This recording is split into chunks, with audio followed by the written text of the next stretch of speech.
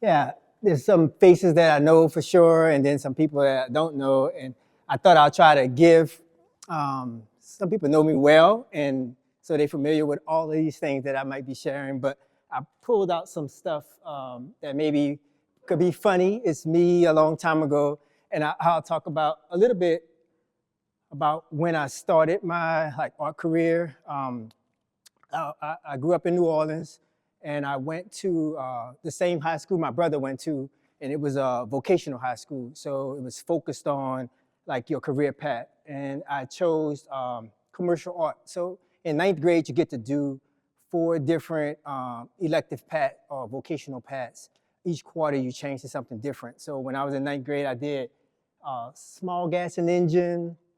I did art, and then I wanted to do music, but it was filled up, so I did home ec. So I learned like all these things. I think I was the only, it was 2 guys in the class, and so that was just home ec. And I enjoyed that.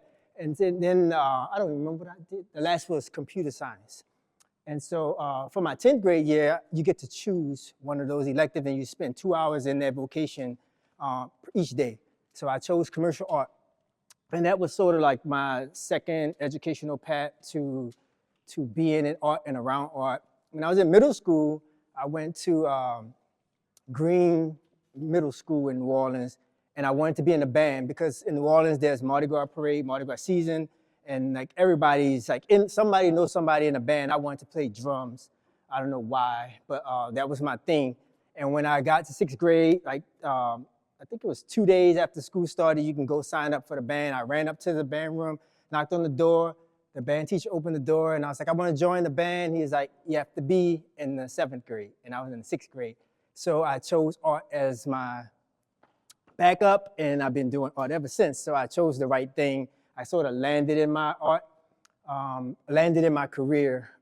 In high school, after being in the 10th grade for the entire year, there was an organization that was formed around the corner from my high school called Yaya. So it stands for Young Aspirations, Young Artists. And it was a place where anyone who went to that high school who was interested in furthering their career in art, it was more like a fine art place. So we painted items and then had art shows on repeat over and over and over again. I learned probably more than I learned anywhere else in my life in that program. So it was a youth empowerment program.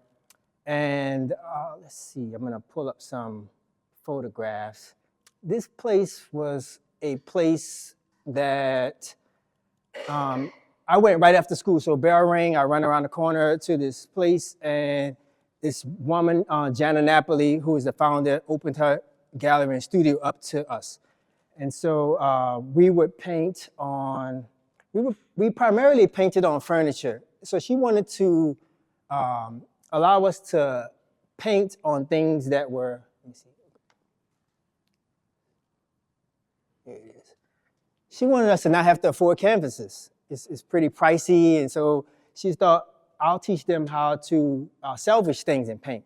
So we would go out on trash night in New Orleans. It was Wednesday and Friday. So people would throw out furniture, and we would grab it and bring it back to the studio, strip it, and paint all kind of designs on it.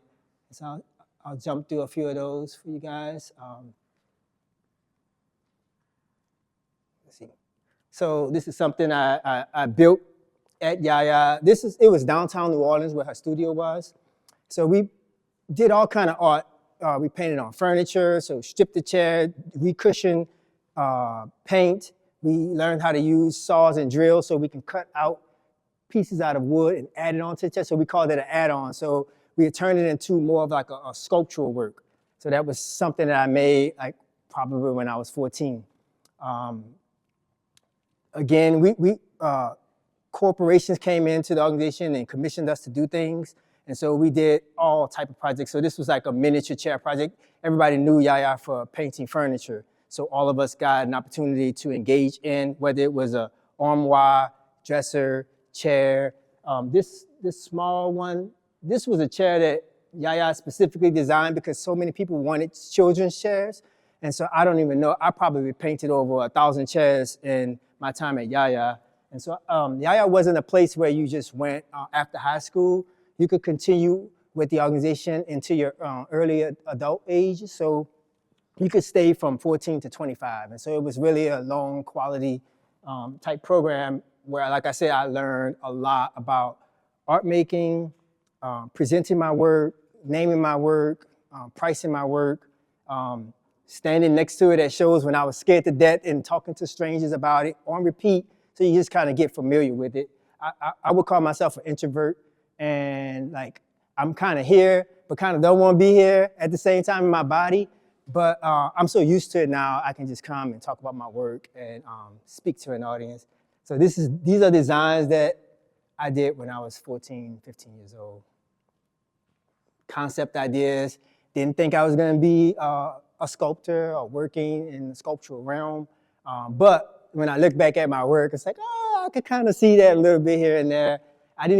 When I saw this the other day, I didn't even remember that I was working with aluminum like a long, long, long time ago in some similar ways that I do now. So it was nice to go back and see these photos. So yeah, that's the funny Rondell, 15 years old.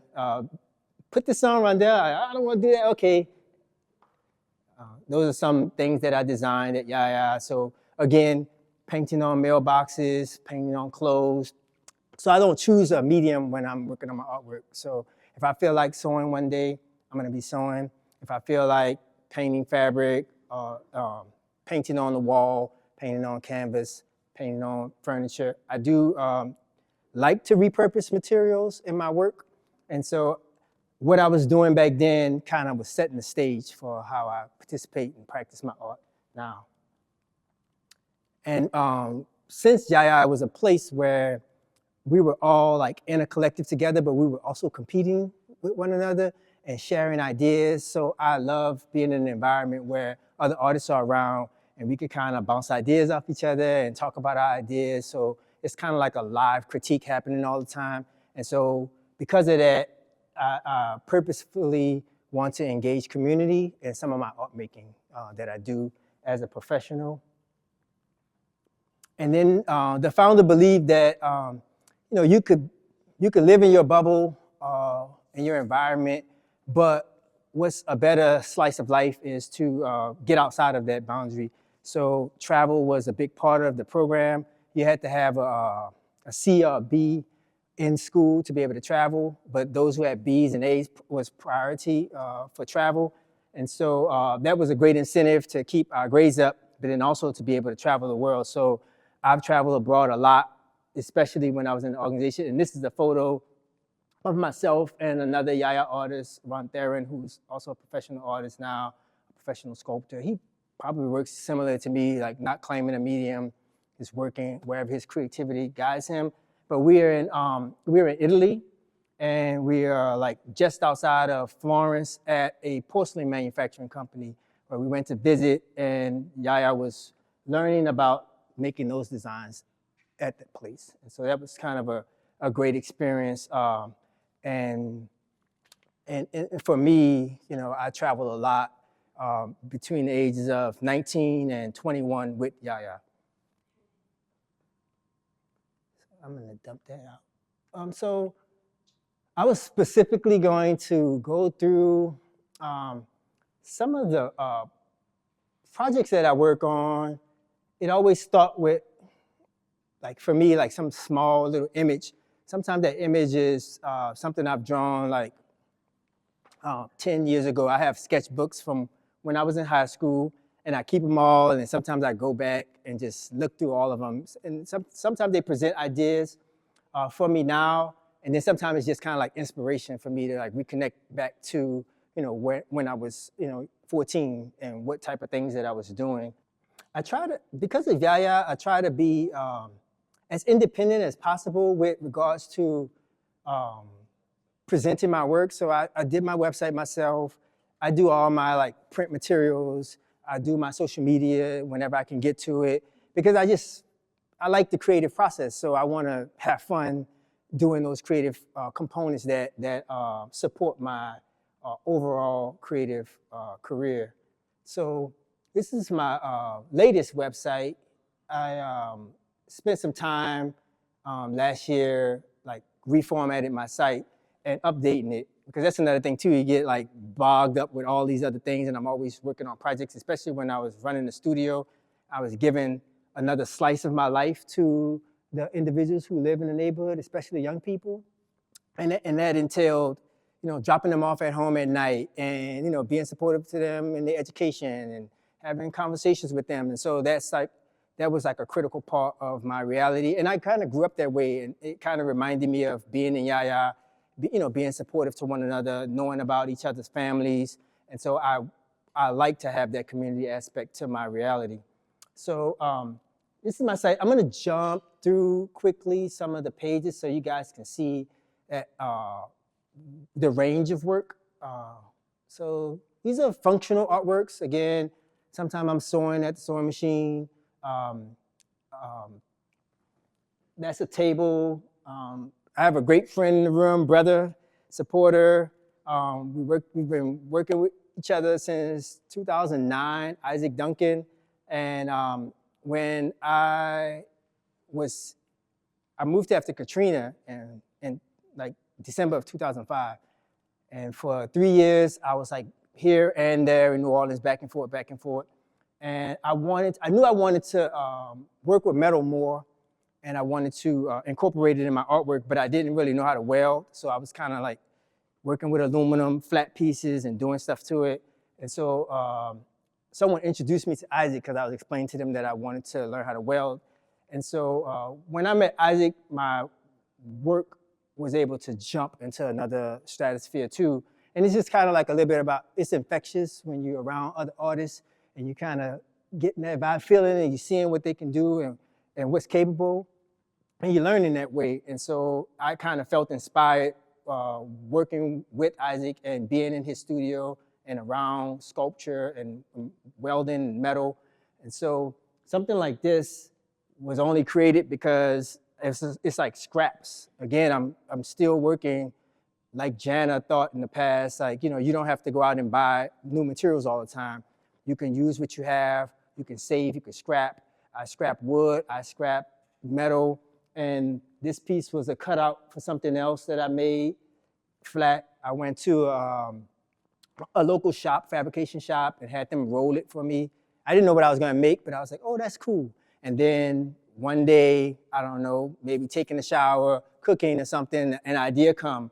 It's like, oh, I can put something on top of that and make a table. And so that's how this happened. And a lot of my art kind of happens that way. Sometimes people commission me. So James McKenzie was, him and his partner Shane were running Jazzanuga, and they reached out to me and said, hey, we have these old drum parts, can you do something with it? And they had drum parts and old piano parts and keys. So I made some lights for them for their organization out of old drum parts. And so a lot of my work, again, it's like people could approach me, and because it's kind of weird and different and out the box, and ask me if I could support them in that journey of creating something from nothing. Like the guy who used to own the local juice bar on Main Street approached me because he wanted to sell popsicles at the market. And so he asked me if I can build a cooler on the front of the bicycle. And so I did this in my studio space on Glass Street. And again, you see jewelry up there. All of these are all bags, art bags that I call them. Again, I was bored of painting and wanted to do something with fabrics.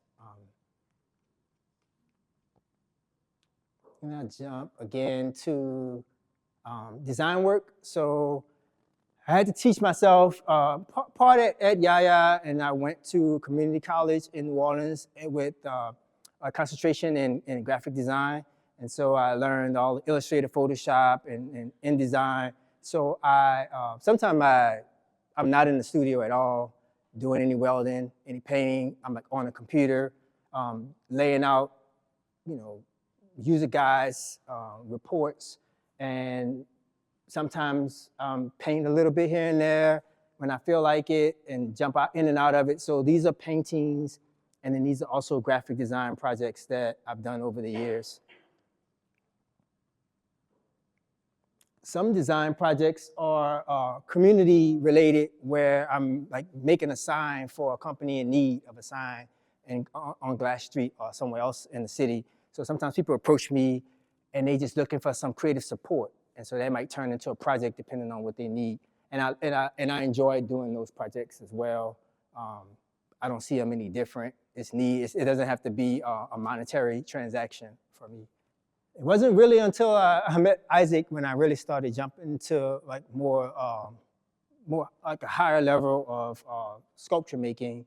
And again, it doesn't confine itself to metal. So sometimes I'm incorporating the wood and the metal. Like this piece is in the Edwin Hotel, and the wood is old heart of pine that I salvaged from New Orleans after Katrina. Like, sometimes I'm there, like I was helping rebuild my mom's house, and I was saving like all of the joists, floor joists and ceiling joists. I was taking out, like stacking it up. One day she called me and said, "Rondell, you want that wood still? It's sitting on the side of the house." I was like, "Please save that for me." And so it turns into this, and I have no idea until I use it. And then all of the aluminum parts and pieces are scraps. So this is in the community foundation here. James McKenzie has a farm out in Cleveland, and he asked me to if I can build him like a little small art cabin. And so again, great. It was during COVID, so I was able to alone go drive out there and work on building this cabin. So I named it. It's well deserved, and I had fun going out there and playing with materials and supplies and ways that, I worked with a carpenter in New Orleans for years, so I had that skill set. And so just kind of combining it and thinking about it as art. Some of it was hard because I was working alone out where there was no cell service, and I had a generator welder, thanks to Isaac. And I was able to go out with my truck and just work out there quietly. But they had a well that wasn't like in operation. It was just like a hole in the ground. And I was like, oh, it's cool. I could kind of build something around it.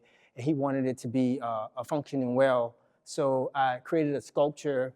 They had lost one of their nephews, and I created a dedication piece for them. So it was, again, something that just kind of emerged from nowhere.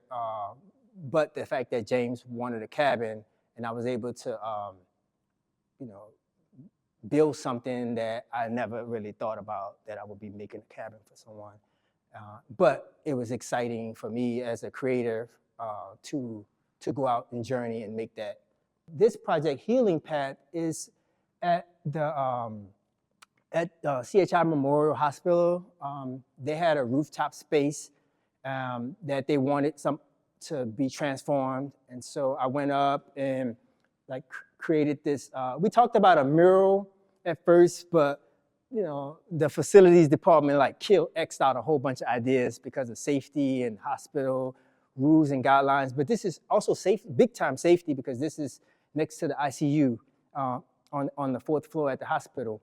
So I came up with a color spectrum design that I thought would be great to transform the space, and I could kind of work on it where I'm painting like colors on tiles rather than imagery on the tiles, because it's kind of hard to see to look down. And so I came up with this color scheme, this color palette. I worked with the hospital staff to create the color palette for the project, and then went up and painted it's like 770 something tiles. I went up and painted them all. I had to like pressure wash, clean, etch, paint it all. It took me spot working, but it was about a year and a half of like going up and working. I had to get trained to be in the hospital, so they gave me an artist badge. But these shapes were images that I created that represent like hope, faith, spirit, harmony, just to try to find some encouraging way for family members and hospital staff to support them with a space where they could have a break and walk out. And then it was a labyrinth. So I painted those shapes and repeat along a path so they can go out and walk around. And then I created a wall sculpture inside of the hospital, just adjacent to that entryway to the rooftop. And so again, it was nice to be, I think I was kind of in isolation because I was working out there alone, but the people were with their families in the rooms and they could see outside. So one day I was painting and this guy came out and he was like, me and my wife loved seeing you work out here. And he said, we're leaving now, thankfully, she's leaving the hospital, but we just wanted to let you know that we really enjoyed it. And that was just another great way to connect with community, even though they weren't out there painting, but it was good to be in that type of supportive environment. And again, I enjoy being able to work in that capacity. This is a project I did with Pop-Up Project, a performance dance company here in town. They approached me, they were doing something in Milltown in an old mill house and wanted to connect with me to design artworks where their dancers could engage with the artworks. And when they asked me, I don't know if they had me in mind because I work with repurposed materials, but there was a lot of stuff in the mill house. And one particular thing that stood out to me, so I met with Pop-Up. They took me on a tour of the building, and I instantly was attracted to, they had these old cotton barrels that stored the organic cotton material. And there was like a lot of these, 200. And then it had these springs that kind of went in there and kept the cotton kind of fluffed a little bit inside the barrel. So I cited those two things as materials that I could use for this project and create. So these are kind of like how my drawings kind of start out and then what it looks like in real time built. Again, there's a great project that I didn't see coming at all, but because of these shapes, it allowed me to work with fabric again in ways that I hadn't in a long time. So again, in our house, one of the rooms turned into a little fabric studio. So I had scraps of fabric everywhere just to try to start to design these things which were lights. And so it's kind of again, an opportunity for me to get out of one medium and go into the other one, especially when you have creative block, because it's just I just can't think of anything. I don't feel comfortable working in acrylics right now. Then I could kind of shift over to something else that might be interesting for me. And I really like that as a creator. This is something, after Katrina, so before Katrina, I was making art for beautification purposes, I would say. And I was doing that and engaging with a community to do commissions, make artwork for sale. But after Katrina, it kind of threw me into a space where I wanted to use my creativity to speak to, just speak messages to the world. And when, about 2 months after Katrina, I was able to go back to New Orleans, and I was it was crazy what I saw. And I was taking photos. My family was about an hour away. They were living about an hour away because no one could live in the city. So I would take photos all day. Instead of me going to Yaya to work and figure out things, how to rebuild, I just couldn't do that. I went to the lower ninth ward and I was just taking photos all day. And then I would go home and this is when I'm talking about I had a film reel. So it's putting in the camera, shooting all the shots, 36 shots going in a heartbeat. And then I would have to go into the 1 hour photo, get it developed, and then drive an hour away and be this is what I saw all day. And then next day I did the same thing. And then I realized okay, photos is not doing just, it's not showing them what I see. So I had a camcorder. So I was driving around, no one was out there, so it was kind of safe, but I was driving, trying to hold the camcorder to drive and capture what I was seeing with the video camera. And I realized okay, this is not working out, it's not safe.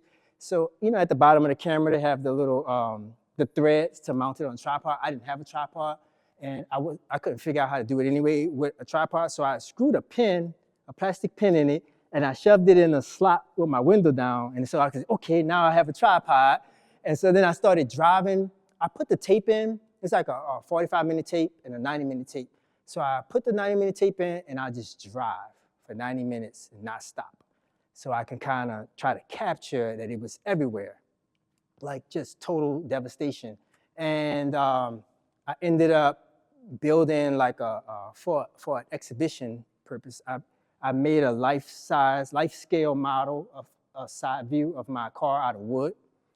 And in the window, I mounted a projector, and I built this like 12-foot by 9-foot, like kind of like screen space to project the video footage on. And I had that circulate in some exhibitions in New Orleans and then outside New Orleans so people could kind of see.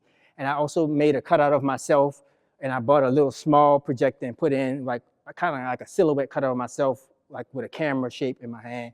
And I projected the photos. And so that was my first time that I was able to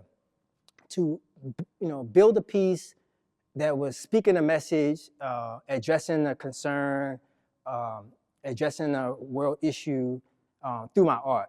And then I really fell in love with adding that as a component to my work. And so then social practice became a part of my art practice as well. When I moved here to Chattanooga, moving here from New Orleans, there's a lot of differences. Some similarities is like the way that the streets are made because it's a river city, both are river cities. Otherwise, two different places. As far as this project, Veneration of Loss, I created this out of a response, kind of like I don't know if I call it shame, but when I was first here, I'd wake up in the news, it would just be like news, like information. In New Orleans, when you wake up news, it's like some crime, a stabbing, 10 stabbings in this neighborhood, 10 people got shot, 3 people dead, and that's just all the time. And so I was talking to someone, a friend of mine here, and it was like, crime getting bad here. And I was like, crime getting bad? It's not bad. Like, it's bad in New Orleans. And then I had to catch myself and like no, that's unacceptable to consider any murder not bad. And I really was like struggling with saying that and feeling that and why I was feeling that. And so I decided to do this project, Veneration of Loss. It's kind of like it's a documentation about murder in Chattanooga. So I documented the murders that happened in Chattanooga over 10 years.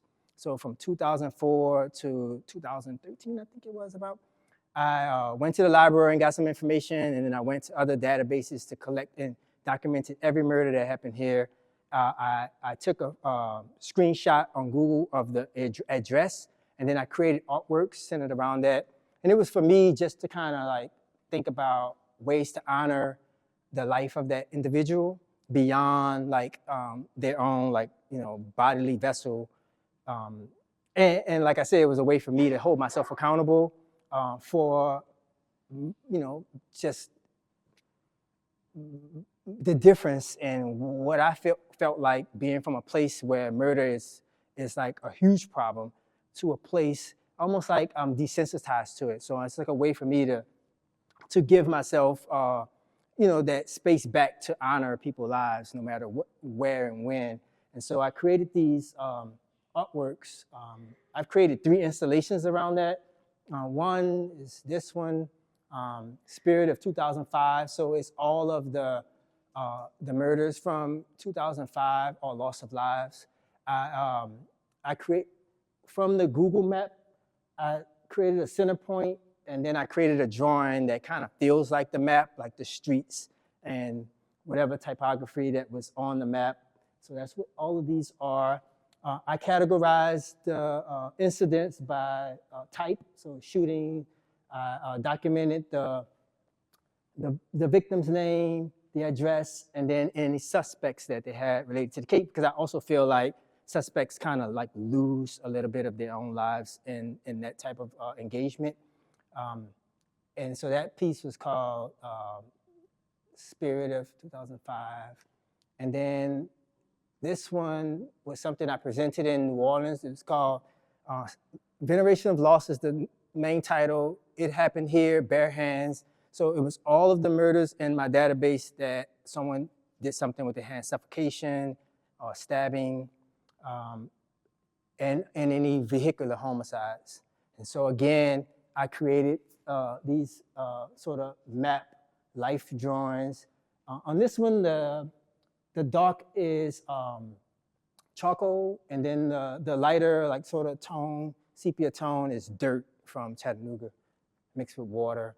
And this piece was installed in New Orleans as one of the Prospect Biennial satellite shows. So I had to build a wall in this house to install this piece, and I measured 6 feet from the top of the wall, so that it's like, again, representative of sort of like individuals or the marks of their spirits being buried. And again, I've been trying to incorporate light in my work in different ways. And then this piece premiered here in Chattanooga, Fulfilling Spirits. So again, this is the map drawings. I had etched them at the library. So this full database is like 235 instances of lives lost. And this one was all the individuals who died by gun violence, by shooting. And so I created a serial number for the instance too, because I didn't want to put people's like full name on the ballot. I didn't feel like that was appropriate for them or their families. So the serial number is composed of like the instance of that year. So this is like the second loss of life, and that's the individual's initials. And then that's this is the type of loss.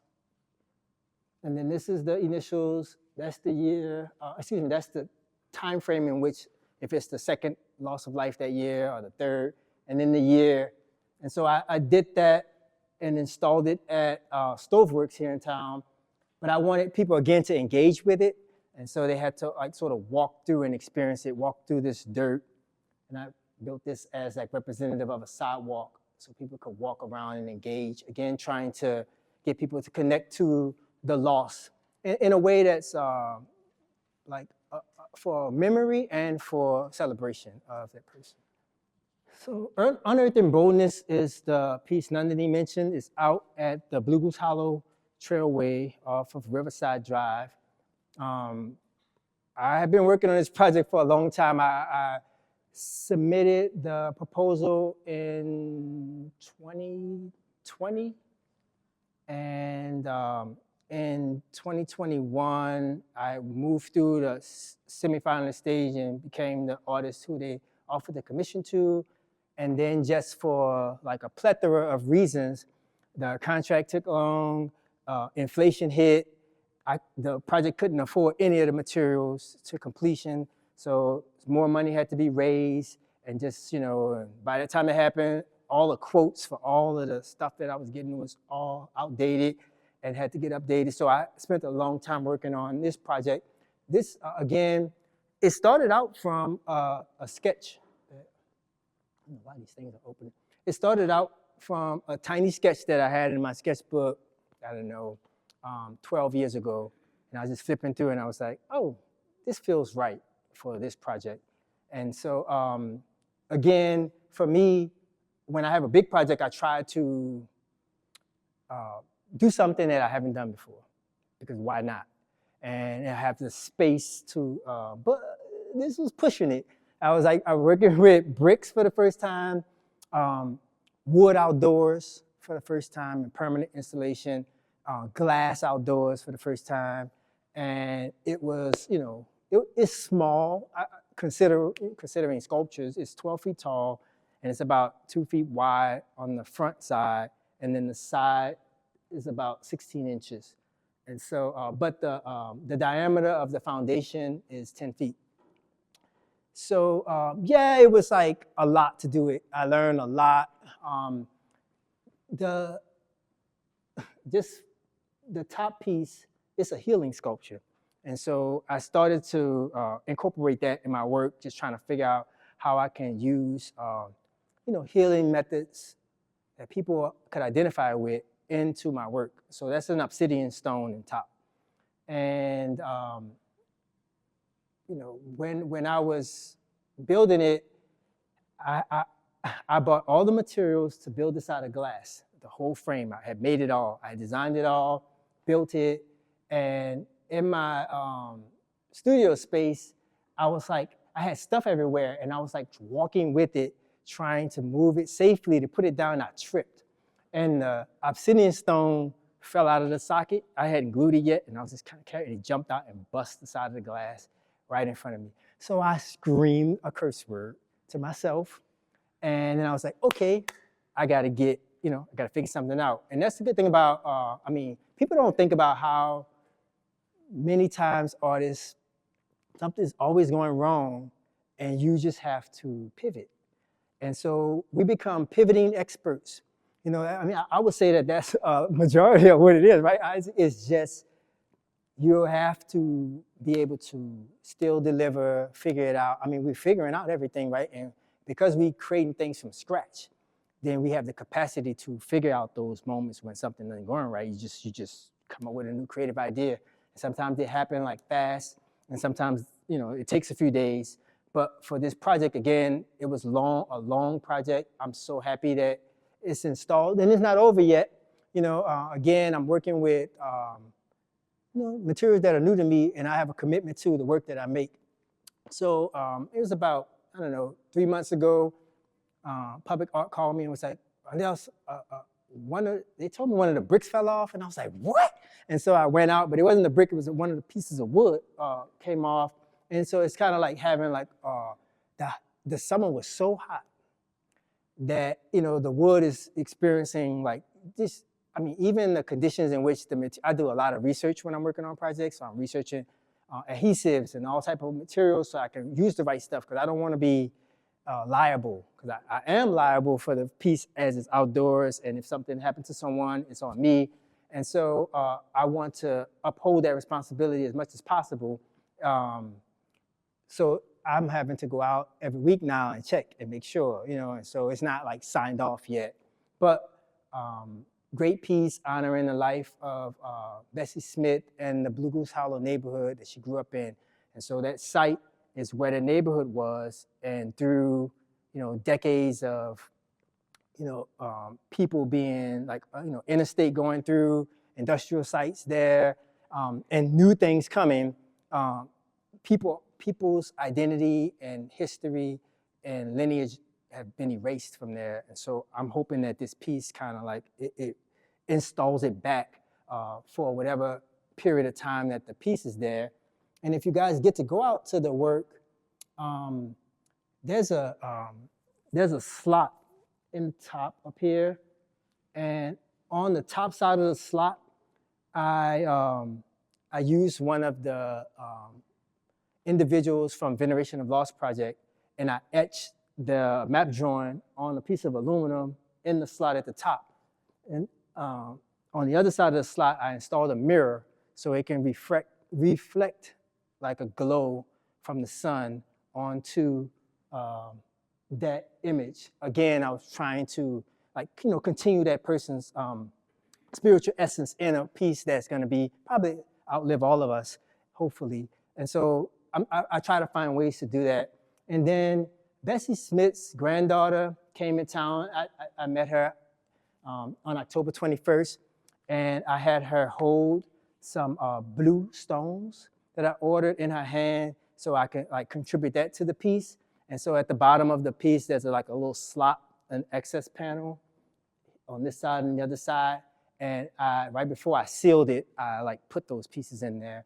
And I also, if anybody's interested, I brought some of the materials that I used on the project. But yeah, so that was a way for me to also bring healing back to the work from a generational aspect. And so I was thrilled to be able to meet her. And then this, you guys see this and have seen it outside. Some things that people don't know about this fully is that, so I was on a plane to go into New Orleans when this, my partner made me a little sketchbook to travel with.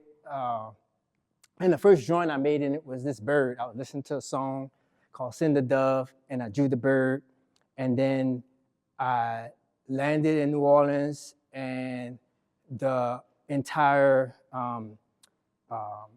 Palestinian-Israel current conflict just popped up, and it was in my mind coming back.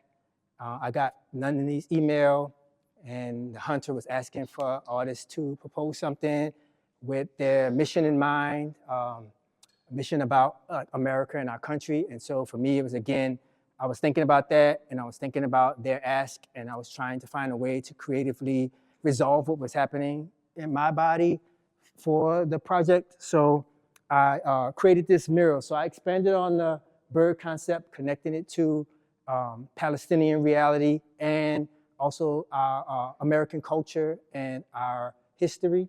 And then I created this leaf as a symbol of love and unity, that almost like a calling for us to be more intentional about how we engage on this planet with one another.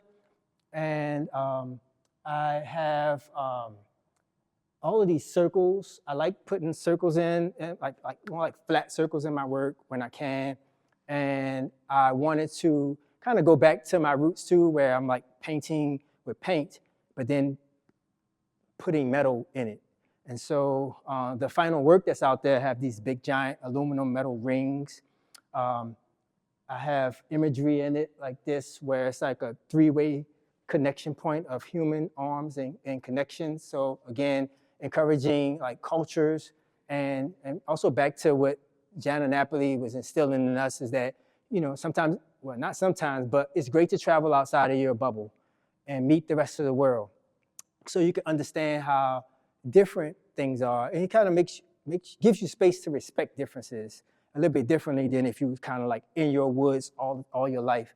And so I'm trying to like find ways to incorporate all those messages in this project. And again, I chose to work with community by building a relationship with the STEM school and connecting with those young people at the school, and they made creative contributions. So I explained to them my theme and the concept, and I let them create their own work centered around that concept, and then added that as a creative contribution from the young people to this mural project. So again, it was a great way for me to have a commission with a local entity where I can be creatively let loose on. And I thank the hunter for like not coming out there and saying like, what's that over there? And what's that over there? And it allowed me to just create.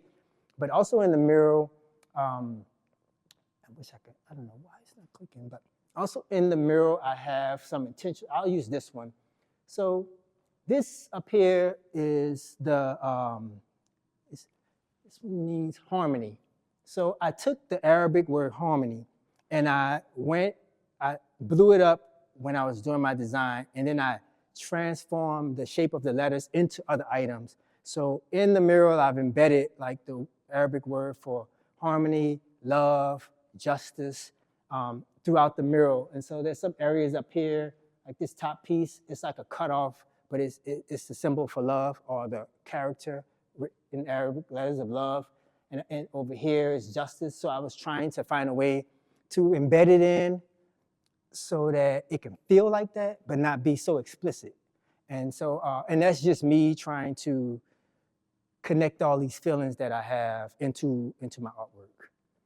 I don't know if anybody have questions. I kind of covered my creative reality nonstop, but anybody have questions for me?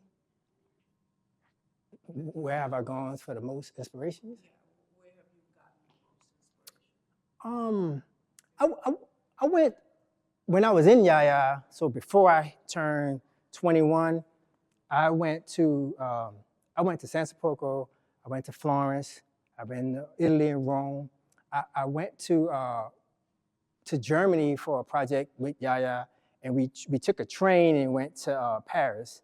And so those kind of things, it was, I didn't even know. You know, I was like 16, 17, 18.